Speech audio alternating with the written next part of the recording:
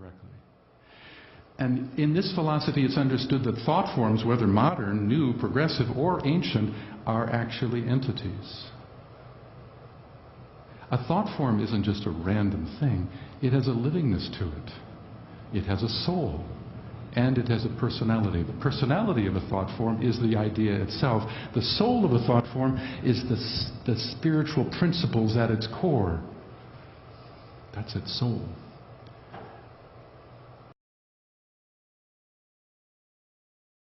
Inwardly. And so when you have a downward gazing soul occurring, at the same time you have an upward yearning personality, those are the moments of magical opportunity. And we're told that at those moments something called the point of light emerges within the fabric or the depth of consciousness. The point of light.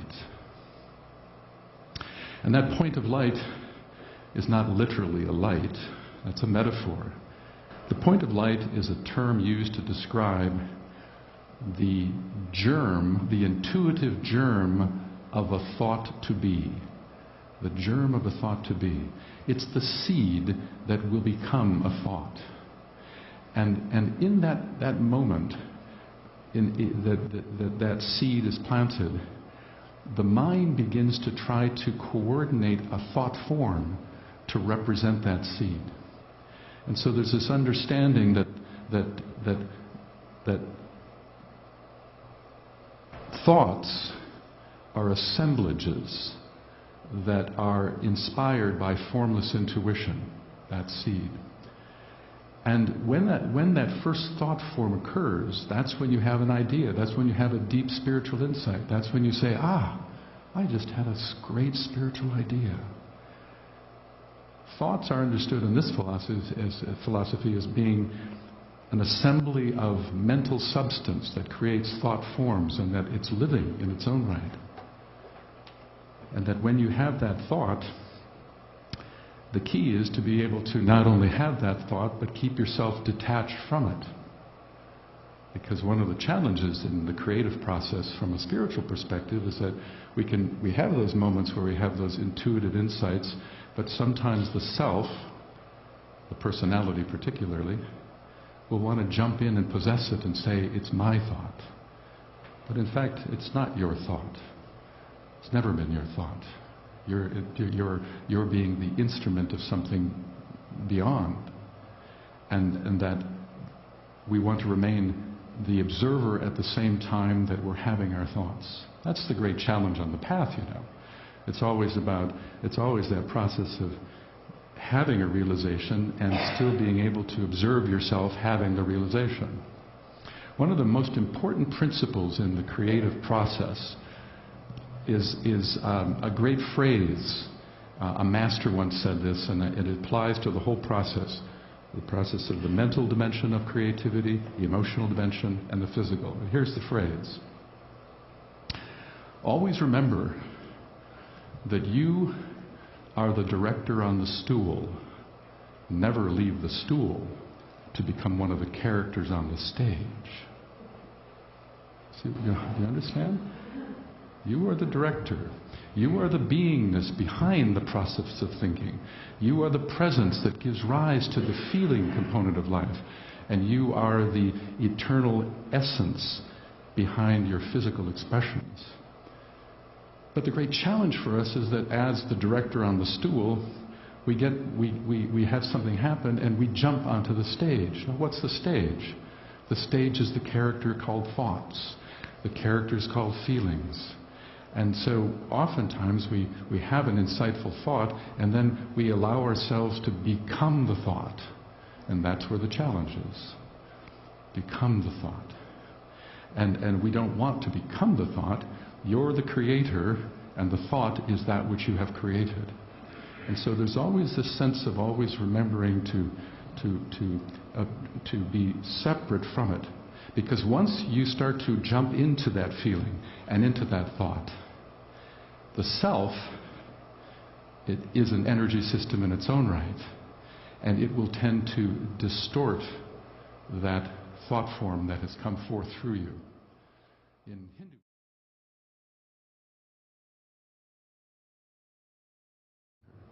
Because it is said in the ancient literature that when you have strong emotions that are positive or negative, it means that the water of the emotions is still rippling.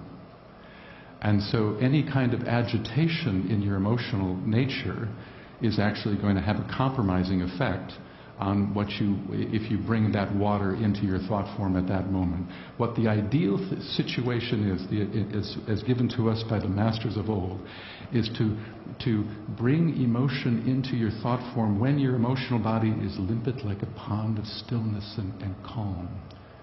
Because then you won't have the tendency to over-exaggerate the thought form you're creating. And by having your emotional body calm, your emotional body actually is water, and it has a natural tendency to reflect intuition. But if the waters are rippling, the reflection is lost.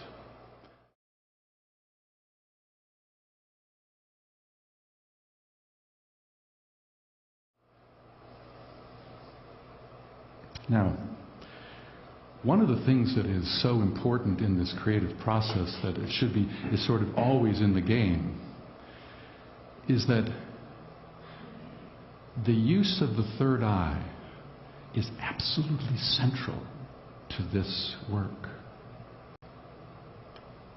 And your third eye is such an interesting subject. I could spend hours sharing with you some ideas about it, but in this context, let me give you a couple understandings of what is the third eye and how would we even know it's open, really. We talk about the third eye a lot, but how do we know what it is and would we recognize it? Think about the third eye as a receptor of intuition, and that's true. This third eye has both a horizontal quality of perception to it as well as a vertical. But often we think about it from a vertical perspective.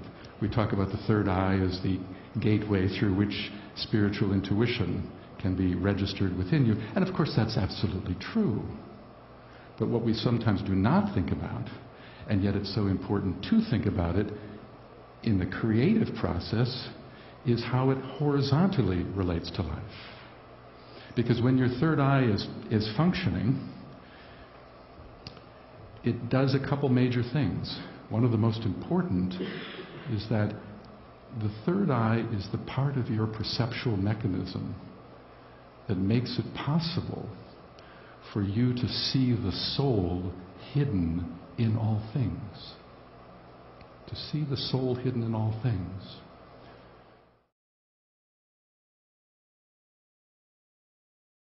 Let me share with you something. You know that there's a very famous phrase that's been around for years that alternative thinkers and metaphysicians use all the time. You've heard the phrase. The phrase is, energy follows thought, right? You've heard this, right? Energy follows thought. Did you know that that actually is a truncated, and that the last half of that sentence got dropped away? That's only the first half of the sentence. Let me give you the whole sentence. Energy follows thought, and the eye directs the energy. And the eye directs the energy. Wow, what a thing to drop. Your capacity to utilize your third eye in the creative process is also the very thing that helps you know and sense what's the next step. How do I move it forward correctly?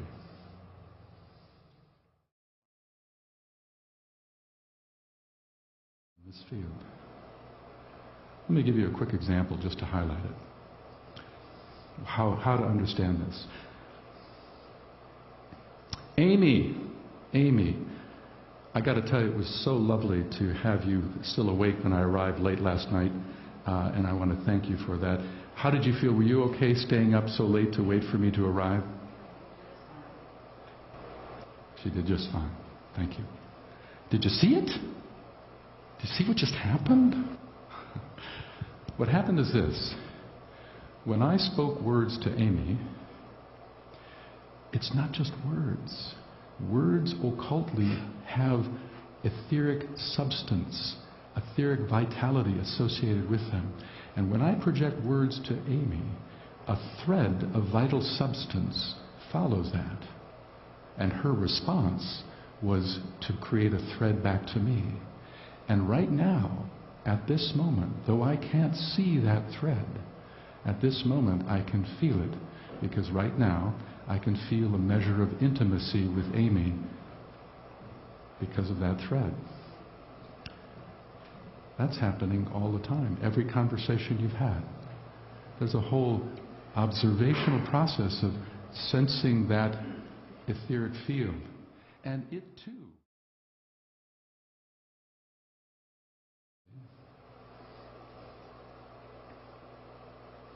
Another interesting thing to keep in mind in the creative process when you're delivering your new idea is something called the ancient fires. The ancient fires. In the study of the magical process in this fullness, and I've skipped many steps here, but one of the steps, there's a phase in it where you recognize how the larger living system, the angelic Davic intelligences, how you conspire to cooperate with that, and how circumstances are shaped in support of your creative effort. And that when you really understand how to facilitate that process, then things work out. You know, people cross your path at exactly the right time.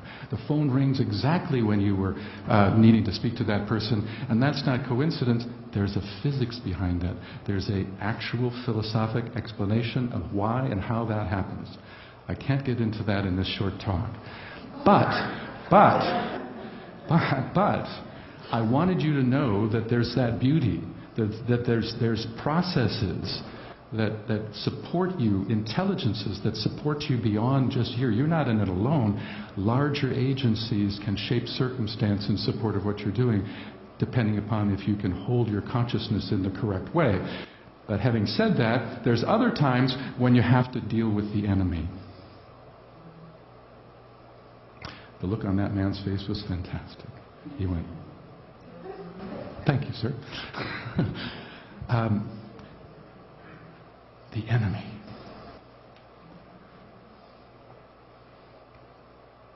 But you got to understand, the enemy is never people. Enemy is never people. What is the enemy? The enemy is archaic ideations. The enemy to the future is the ideas of the past. In many ways, humanity's evolution is its evolution through ideations. We have great ideas throughout history. We have great ideas. They integrate into culture, into civilization, into social systems, and those are great. They have uplifting value, and they enrich us.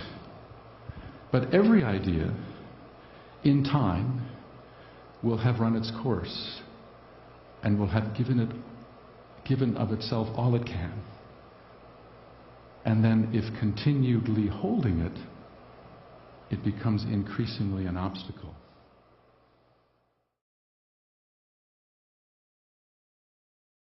Increasingly an obstacle. When I work with students, new students in various countries, I often tell people, I say, look, here's a phrase to keep in mind.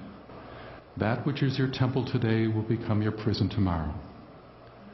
The ideas that you hold as near and dear and true to you for spiritual reasons or otherwise, as long as they enrich you, widen you, make you understand life and yourself better, fantastic. But every ideal will run its course. Every temple becomes a prison. And the problem is to recognize when it's a prison. And the irony of that whole thing is that not only does the temple become a prison, but you become the prisoner and not know it. Instead, you put yourself in the position of the warden and the guard. It's a strange thing. We are the prisoner, we are the warden, and we are the guard. All of humanity's issues the struggles even today, because there's huge, I don't know if you've noticed, there's huge things going on, but largely in the biggest picture, it's a story about the conflict between new and emerging ideas and the resisting forces of old ideas that are putting up a fight And they're strong. In ancient esotericism, they have a name. They're called the ancient fires. And they are lethal. They are strong and they are lethal. Why? Because they have the historical advantage. They've been around a long time. And if you're really doing spiritual work, really bringing the best of you forward, your ideas should be progressive. Every disciple, every really spiritual oriented person should be on some level a pioneer. Advocating new and progressive ideas that have the power to uplift something beyond yourself. And many times you get the right people at the right time and all of that's good. But there are times when you will meet the enemy because you will it will come to you. And by the way, even in myself, I do a lot of speaking, and occasionally I'll be in a group of people where the ancient fires are out there. They're out there. And you have to be intuitively sensitive to it. And you have to be intuitively recognized, what are those ancient fires and what can I do to transform them? What can I do to transform them? And by the way, they're often hidden behind smiling faces. It's just a side note. Okay.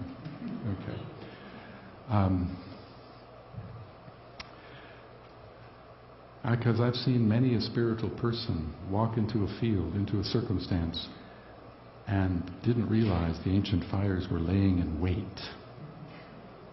And they got incinerated, decimated, crawling out, never to try again.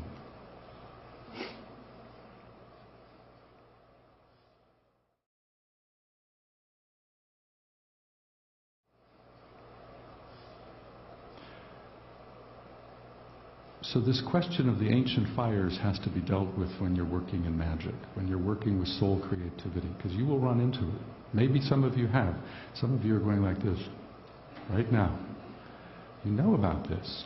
It's the power of the status quo that often is the root of this issue. And some ancient fire is really ancient.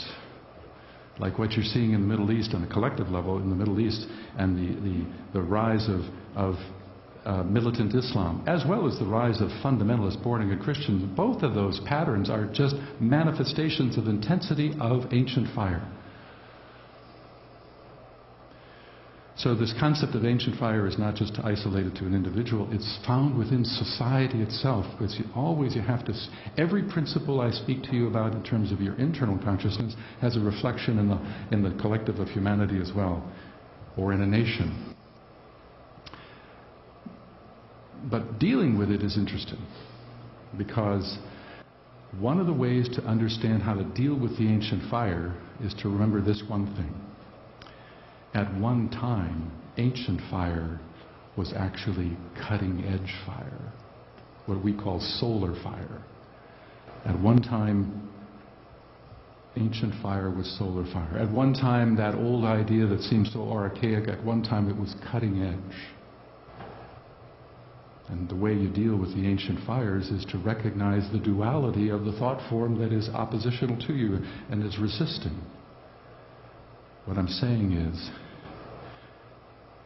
that old idea, you have to see beyond the oldness of the idea itself to sense what is the sacred principle behind that idea, because once you sense that, then you can begin to realize that the form that it is manifesting as is obviously the problem and not the essence. I'll give you an example to deal with it correctly. And in this philosophy, it's understood that thought forms, whether modern, new, progressive, or ancient, are actually entities. A thought form isn't just a random thing. It has a livingness to it. It has a soul. And it has a personality. The personality of a thought form is the idea itself. The soul of a thought form is the spiritual principles at its core. That's its soul.